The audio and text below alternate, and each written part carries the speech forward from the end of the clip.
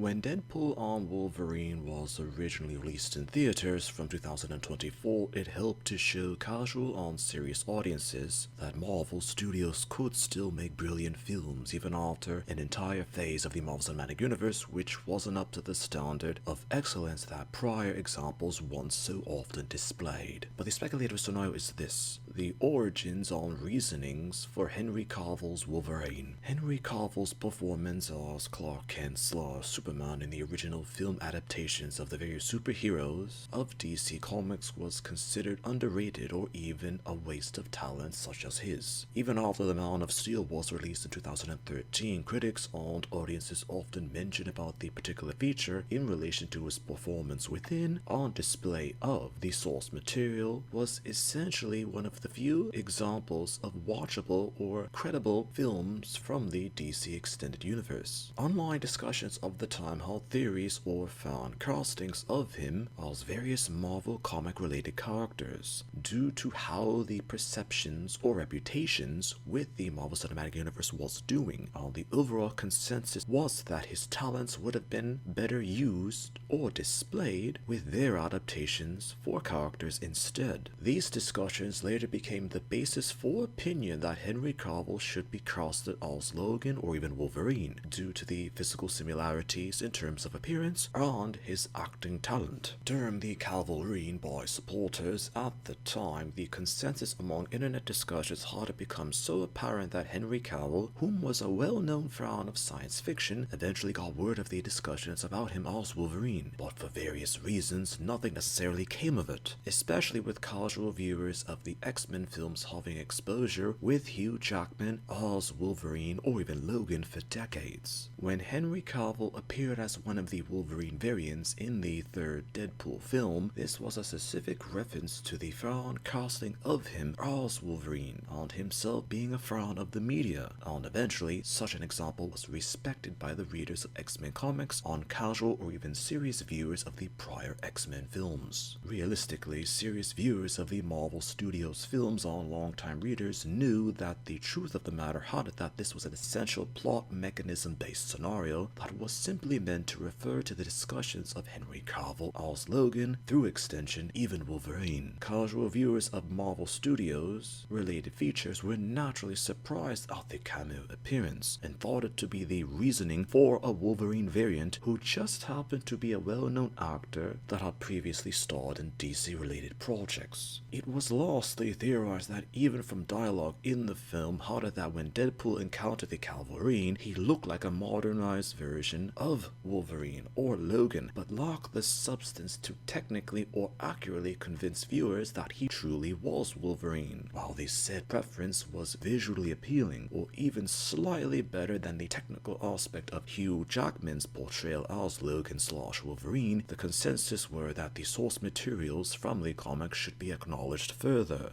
and even if an actor visually looks something like the character from the comics, does not necessarily mean that they could or should depict the said character in various forms of other media, but it all depends on the said audience viewing the feature in terms of demographics, reasoning, or even preference.